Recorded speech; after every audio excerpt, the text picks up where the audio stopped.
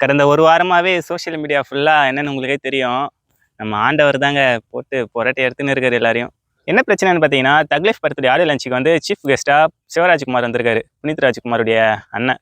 இவர் வந்து இவருடைய அப்பா தான் கமலுக்கு ஏதோ கிளாக்லாம் பண்ணி படம் எடுத்தாங்கன்ட்டு ஏதோ சொன்னாங்க. ஏதோ பழைய படம். அது ஒரு சென்டிமெண்ட் இருக்குன்னு வச்சுக்கங்களேன். அதனால அவர் கூப்பிட்டுருக்காரு கமல்ஹாசன். இந்த படம் ஆடியோ லான்ச்சுக்கு சீஃப் கெஸ்ட்டாக. அவர் வந்ததை அவர் பாராட்டுற விதமாக ஏதோ பேசியிருக்காரு. தமிழ்னு சொல்லியே அவர் வரவேற்றாரு. அதுக்கு ஏன் அவரே சொன்னார் அது ஏன் அப்படின்ட்டு. ஏன்னா தமிழ்லேருந்து தானே கன்னடாலாம் பிரிஞ்சது. அதனால நம்ம எல்லாம் ஒரே ஃபேமிலின்ற மாதிரி சொல்லியிருப்பாரு. அவர் நல்ல விதத்தில் தான் சொல்லியிருக்காரு. அவர் வந்து பேசுனது யதார்த்தமாக பேசினாரா இல்லை பின்னாடி அரசியல் இருக்கா அதை பற்றிலாம் நமக்கு தெரியாது. ஏன்னா அது அவருக்கு மட்டும்தான் தெரியும். கர்நாடகாவுக்கு என்னதான் காண்டுன்னு தெரியல தமிழ்நாட்டு மேலே. தமிழ் அவாய்ட் பண்ணிட்டே தான் இருக்கானுங்க. கேரளாலாம் எவ்வளோ அழகாக ஒத்துக்கிறானுங்க, நாங்களாம் தமிழ்லேருந்து தான் வந்த லாங்குவேஜ் அப்படின்ட்டு. இந்த மாதிரி தான் சூப்பர் ஸ்டார் ரஜினி படம் குசேலன்லாம் வரப்போ நீங்கள் காவிரிக்கு எதிராக போராட்டம் பண்ணீங்க, அதனால் ஏதோ பேசியிருப்பார் போல் ரஜினி. அதுக்கு நீங்கள் அப்பாலஜைஸ் பண்ணணும், சாரி கேட்டால் தான் அவங்க படம் ரிலீஸ் பண்ணுவோன்ட்டு அவர் சாரி கேட்டு தான் அப்புறம் குசேலன் படம்லாம் ரிலீஸ் ஆச்சு கர்நாடகாவில்.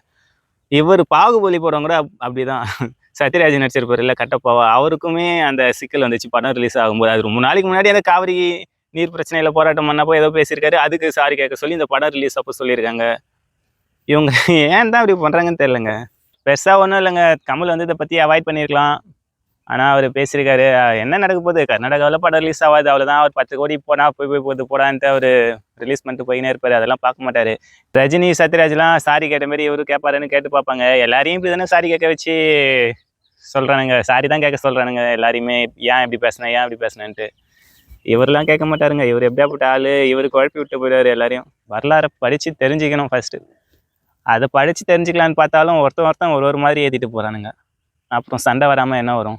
கமல் இது ஈஸியாக அவாய்ட் பண்ணிட்டு போயிருக்கலாம். சரி சொல்லிட்டாரு, அது கர்நாடகா வந்து அவாய்ட் பண்ணிட்டு போயிருக்கலாம். அவனுங்களும் ஓவராக பண்ணுறானுங்க. இது அவ்வளோ பெரிய இஷ்யூலாம் ஆகாதுங்க, இன்னும் கொஞ்ச நாள் தான், அப்புறம் மறைஞ்சிரும். அதனால் யாரும் எதுவும் யோசிக்க வேணாம், எது கரெக்டாக எது தப்புன்ட்டு. எல்லாமே புக்கிலேருந்து அவங்கவுங்களுக்கு தெரிஞ்சதை தான் சொல்கிறாங்க. அதனால் பெருசாலாம் ஒன்றும் இல்லை. ஒருத்தன் ஒரு மாதிரி எழுதி வச்சுருக்கான், அதை படிச்சுட்டு ஒருத்தன் ஒன்று சொல்லுவான், அவ்வளோதான். நான் சொன்னதில் எதனா தப்பு தான் மன்னிச்சிருங்க கைஸ். ஏன்னா எதுவுமே ஆதாரம் இல்லாமல் பேச முடியாதுல்ல, புக்கு மட்டுமே ஆதாரத்தை எடுத்துன்னு வர முடியாது. அதனால் தமிழ் வந்து பழமையான மொழின்ட்டு தெரியும், ஆனால் அதுலேருந்து இது வந்ததுன்னும் புக்கு இருக்குது. ஆனால் என்ன பண்ணுறது, ஒருத்தனும் ஒரு மாதிரி எழுதுறானுங்கள்ல புக்கு, அதனால் அதுலேயுமே டவுட் இருக்குது. படம் ப்ரொமோஷனுக்கே பண்ணியிருப்பாரோ? அதெல்லாம் இருக்காது, அவர் அந்தளவுக்கு மோசமானவர் இல்லை.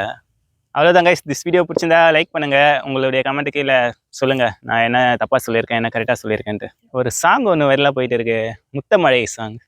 முத்தமழை சாங் வைரலு, கர்நாடகாவில் கமல்ஹாசன் வைரலு.